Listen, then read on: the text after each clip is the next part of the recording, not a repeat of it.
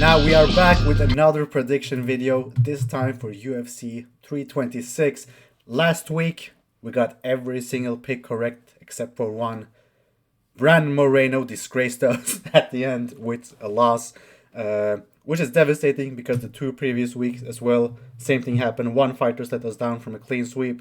So 3 weeks in a row, we've gotten everything correct except for one. And as I said in my last pick, for me to continue making these, I need you to like the videos, because if I don't get likes, then, it doesn't get pushed and I get no views, and I'm not going to make these videos. And I have good picks, so it would be a shame for everyone. It's in everyone's best interest to just like the video, and let's just move on to the first fight of the night. We have Rodolfo Bellato versus Luke Fernandez. Now we're going to start with Rodolfo Bellato. His nickname is Trotter, but it should be Traitor, because he is an absolute disgrace of a fighter. Last fight, he lost against Navajo Sterling. I watched that fight, and it was a close fight, to be fair. And Navajo Sterling is decent. I don't know if Sterling had a bad fight or whatever it was. It wasn't that decisive of a victory. It was very close, actually. Against Paul Craig, obviously he had an Oscar-worthy performance, and he managed to get a no contest from that. And against Jimmy Crute, he got a draw. Before that, he beat Ihor Potera and Murtaza Talha. Now, Rodolfo Bellato will not beat the top of this division. He's never going to be ranked, probably. He's never going to be anything in this sport. He's going to have like 6 more fights in the UFC or something, and then he's going to be cut in like a 4-fight losing streak. But he's fighting Luke Fernandez, who we haven't really seen much of. I mean, he did knock out his opponent on the Contender Series after like 15 seconds. But let's see who it was. It was this fat guy. Like, it's not that impressive. Like, what has this guy done? After his next fight, he lost as well. Like, he beat Phil Haas in a grappling tournament, but it took like 6.5 minutes for him to do that. And Phil Haas is, it's not the best grappler. He's not the most insane fighter. He did also beat Eric Anders in a grappling fight, but again,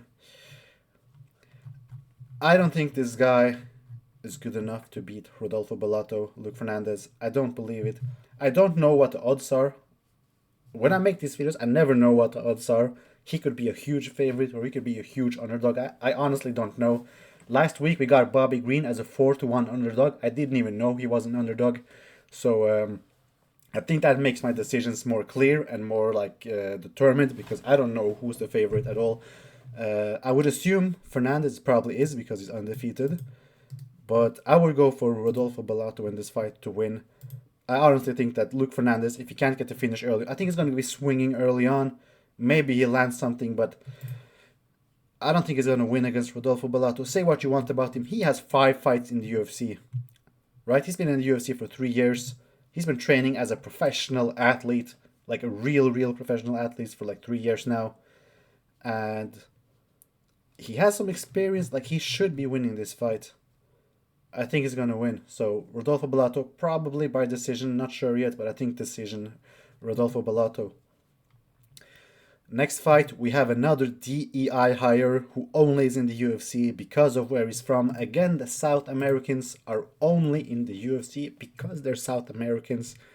It is like, it's part, like, if you watch my channel, you know how annoyed I am with this. But here we are again with another one of these. So, obviously, he's a striker. A lot of striking fights, a lot of striking matches, a lot of losses. He's been in Bellator. Got finished by Marcus McKee. Got finished by Kwang Lee. And he won against Cortavius Romeus, who has a sick name, by the way. But he's not really a good fighter. He's 8-5. He's a DEI hire. Only fighting UFC because of he's from Peru. Like, if he was from anywhere else anywhere else not South America, he wouldn't be in the UFC, and you know that. So and he's 33. He's not that young. He's never going to be better at this age. He's fighting. How do you even say this name? He's fighting the Korean Tiger. We're gonna call him Tiger. So the Korean Tiger. Lee, right? Bro, he lost against Daniel Santos, which Daniel Santos he's a decent fighter, but he's not all that. He lost against Hyder Amil by finish, and before that he beat Blake Builder and a bunch of Asian guys. Do I think this guy is some special talent? I don't. I don't think he is. Gaston Bolanos is definitely not a special fighter. Um, this is one of the worst fights on the card, honestly. But who are we gonna go with? These are both not good fighters. Like both strikers. One is striked more than the other. I'm just gonna have to trust the Tiger to win this one because I don't believe in an 8-5 guy from Peru who's 33 years old, who's losing split decisions in Bellator against like Solo Hatley Jr. and Daniel Carey, right? That shouldn't happen. Um, we're gonna go with the Tiger to win this one. So it's probably gonna be a shit fight, probably a decision, but we're gonna go with Tiger to win. Now we have Rafael Tobias versus Diyar Nurgozhay, however you say that name. Rafael Tobias actually has looked very good in his UFC career, which he hasn't had because it was obviously on the Contender Series. I remember watching that fight, and I remember him winning. I remember I picked him for that fight. I had a prediction video for that, and he won. Um, I think he's a decent fighter. He gets submissions and he can get finishes standing as well. He has good kicks. He has decent striking. Like he can finish the fight in different sorts of way, but usually he prefers to submit his opponents. Take them down, submit them, and he's very very young. He's 22. He's born in 2003.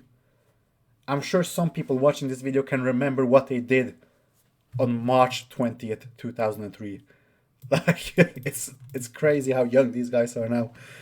Um, and just gonna improve exponentially at this age, like until he's like 27, 20. He's just gonna improve rapidly. He's gonna be a lot better. And this is definitely not the best version. I think he looked tired in his first, but he still got a submission. He's fighting Diyar Nurgozhay from the country of Kazakhstan. These are big guys, light heavyweights. He's lost two in a row against Brenson Ribeiro and Uran Satbaildayev, both by submission, and he's fighting a submission specialist. So it's not looking good for Nurgozhay to win this fight. And I don't think he's gonna win. Like he beat a lot of guys in the regional scene, a lot of like Kazakhstani guys, but in the UFC he's still yet to win. And the matchup doesn't favor him at all. And I think he's gonna lose this one, probably by submission to Rafael Tobias, who is the younger fighter. Obviously Diyar Nurgozhay is older, but he has less fights, so Tobias actually has more experience. And we're gonna go with him. He's probably gonna look a lot better than he did in his last fight, which was only like 6 months ago or so. Yeah, I'm looking forward to seeing him in the UFC, and I think he's gonna win. Next fight, we have Sumur Darajee versus Jesus Aguilar. Now, Sumur Darajee, 18-7, from China. He's one of these Chinese fighters who just scraps. We're like all around. They know how to do everything, but they don't know how to do anything well. Like I don't know how to describe it. Like a jack of all trades, but not good at anything. Like obviously good, but not like elite in anything. He's one of those fighters who wins some and he loses some. He did beat Kevin Borjas in his last fight, but look at his record, 1-4 in his last 5, and Mitch Raposo on a split decision, but he lost to Charles Johnson, who is very good, Tim Elliott, who is pretty decent, and Matt Schnell. Been in the UFC for a while. Like he just doesn't beat good fighters. The only people he beats are like Andre Soukmatan. Like he just beats guys who are not that good. Like how is this guy in the UFC with the 3-2 record? Is he in the UFC? Who is Zaruk? I've never even heard of this guy. 5-4, fighting in UAE Warriors. Like, yeah, come on. Jesus Aguilar, actually, he's a good fighter. You know, he's a decent fighter. Has some decent wins in the UFC. You know, he did lose to Tatsuro Taira, which is no shame in that. He did lose to Rafael Estevam, again, no shame in that. He's beat Edgar Chairez, who just had a win this weekend. And he's a decent fighter, you know. He's a good fighter. Very, very short, again. But short fighters, obviously, they can get cracked because, you know, a gust of wind can probably knock them out. But I'm going to go with Jesus Aguilar to win this one. He's more skilled, and we're going to go with him to win against Sumo Darje. Again, Cody Durden versus... What are these names? Like, this is unfair to me making these videos. Like, look at some of these names, man. How am I supposed to do this? Cody Durden against the Art of Knockout, we're going to call him. Nyamjargal Tumendeb. How do you say this name, man? Like, come on. Let's hear Google say his name. Like, how do you say this, man? Let's see how to pronounce this name. Nyamjargal Tumendembril. Yeah, this guy against Cody Durden. So we're going to start off with Cody Durden. Obviously, he is on a current 3-fight losing streak. He's lost 5 of his last 6. His only win being his match Schnell.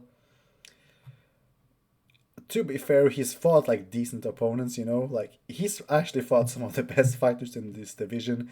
You know, Muhammad Mukaev, Tagir Ulambekov, Bruno Silva, Joshua Van, the champion, Alan Nascimento. These are not easy fights.